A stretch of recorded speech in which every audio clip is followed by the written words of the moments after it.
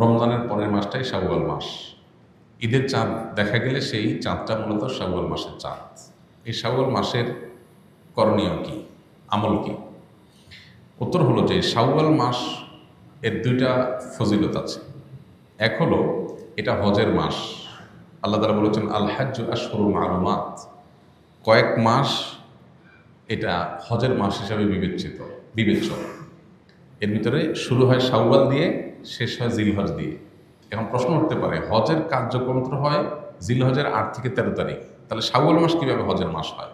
এর উত্তর হলো, কেউ যদি হজ স্টার্ট করতে চায় শাওয়াল মাসে সেই স্টার্ট করতে পারবে। অর্থাৎ হজের উদ্দেশ্যে এহরাম করে মক্কায় ঢুকে গেল, শাওয়ালে স্টার্ট হয়ে গেল, ওমরা করো, বাকি হজের অপেক্ষা করতেছে। এটা পার্ট অফ হজ। যখন কেউ তামাত্তুল হজ বা কেরান হজের নিয়ত করবে, সে শাওয়াল থেকে শুরু করতে পারে। তো সে অর্থে এটাকে হজের মাস বলা হয়েছে। দ্বিতীয়ত, শাওয়াল মাসে 6টা রোজার ফজিলত আছে আমরা জানি। নবী সাল্লাল্লাহু আলাইহি ওয়াসাল্লাম বলেছেন মান সামা রমাদান সুম্মা আতবাআ সিত্তাম মিনাশ শাওয়াল কানা কাসিয়ামিদ দাহর। কেউ রমজান রোজা রাখার পরে শাওয়ালের 6টা রোজা রাখলে সারা বছর রোজা রাখার সওয়াব পাওয়া যাবে। অনেকে এটাকে ব্যাখ্যা করেন এইভাবে যে আল্লাহ তাআলা যে কোনো আমলের 10 গুণ বাড়িয়ে দেন, কোনো কোনো ক্ষেত্রে 700 গুণ আরও বেশি পরিমাণ দেন অনেকে। তো রোজা রাখার ক্ষেত্রে আমরা রমজানের রোজা রাখছি 30টা, আর শাওয়ালে যদি 6টা রাখি তাহলে হবে 36টা। এই 36কে যদি আপনি 10 দিয়ে গুণ দেন কত হবে? 360। এই জন্য হাদিসে বলা হয়েছে রমজানের 30 রোজার পরে বা পুরো মাসের রোজার পরে যদি কেউ 6টা রোজা প্লাস করে তাহলে সারা বছরের পেয়ে যাবে, অর্থাৎ তখন 10 দিয়ে গুণ হয়ে যাবে। তাহলে আমার 30কে 360-এ পরিণত করার জন্য আমার 6টা রোজা রাখতে হবে। Why not? আমরা কেন এটা মিস করবো? এটা চেষ্টা করা দরকার। এই 6টা রোজা একসাথে রাখা কোনো জরুরি না, যার যেভাবে খুশি ভেঙে ভেঙে রাখতে পারে। কারণ ছুটির দিন শনিবার শুক্রবার, তিনি এই দিন রাখলেন, কেউ অন্যদিন রাখলেন, আজকে 2টা রাখলেন, আবার 1 সপ্তাহ পরে 2টা রাখলেন, যেভাবে খুশি রাখতে পারেন। পুরো মাসের মধ্যে রাখতে হবে, এটা হলো মূল কথা। শাওয়ালের 6 রোজা নাকি কাজা রোজা, কোনটা আগে রাখতে হবে? কারোর যদি রমজানের রোজা কাজা হয়ে থাকে তাহলে সেক্ষেত্রে তিনি রমজানের কাজা রোজাগুলো আগে রেখে তারপরে শাওয়ালের 6 রোজা রাখলে বেশি ভালো। কারণ যে হাদিসে শাওয়ালের 6 রোজার ফজিলত রয়েছে সেখানে রমজানের রোজাগুলোর ব্যাপারে বলা হয়েছে।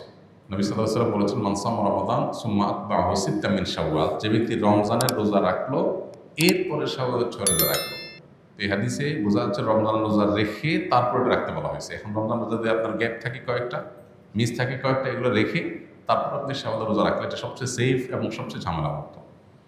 আর যদি বলেন যে না, আমার এত বেশি ভাঙতি রোজা হয়েছে বা যে কয়টা রোজা হয়েছে সেগুলো রেখে আবার শাওয়ালের 6 রোজা রাখা আমার জন্য টাফ হবে, তাহলে আপনি আগে শাওয়ালের 6 রোজা রাখলেও ইনশাআল্লাহ আশা করা যায় আপনার শাওয়ালের 6 রোজার ফজিলত আপনি পাবেন।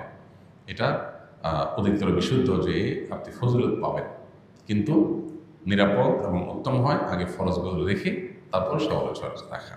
ওযু করার সময় কি কি দোয়া পড়তে হয়? ওযুর শুরুতে বিসমিল্লাহ পড়তে হয়। বিসমিল্লাহ বলে আমরা ওযু শুরু করে দেব, আর ওযুর শেষ আমরা কালিমায়ে শাহাদা পাঠ করব এবং আল্লাহুম্মা জাআলনি মিনাত তাওয়াবিন ওয়া জাআলনি মিনাল মুতাতাহহিরিন। আল্লাহ আমাকে তওবাকারীদের এবং পবিত্রতা অর্জনকারীদের কাতারে শামিল করেন। বাস, এ দোয়া আর কালিমায়ে শাহাদা পাঠ করা, আশহাদু আল্লা ইলাহা ইল্লাল্লাহ ওয়া আশহাদু আন্না মুহাম্মাদান আবদুহু ওয়া রাসূলুহু। এর বাইরে প্রত্যেক অঙ্গ ধোয়ার জন্য আলাদা আলাদা বিভিন্ন দোয়া, অনেক বই পুস্তক আছে, এগুলো সবই ভিত্তিহীন, এগুলোর কোনো ভিত্তি নেই। হাত ধোয়ার দোয়া, মুখ ধোয়ার দোয়া, কুলি করার দোয়া, নাক পানি দেওয়ার দোয়া আলাদা আলাদা, এরকম কোনো বিশুদ্ধ হাদিসে বর্ণিত হয়। তাহলে শুরু হবে বিসমিল্লাহ দিয়ে, শেষ হবে কালিমায়ে শাহাদা এবং আল্লাহুম্মা জাআলনি মিনাত তাওয়াবিন ওয়া জাআলনি মিনাল মুতাতাহহিরিন দিয়ে। বাস।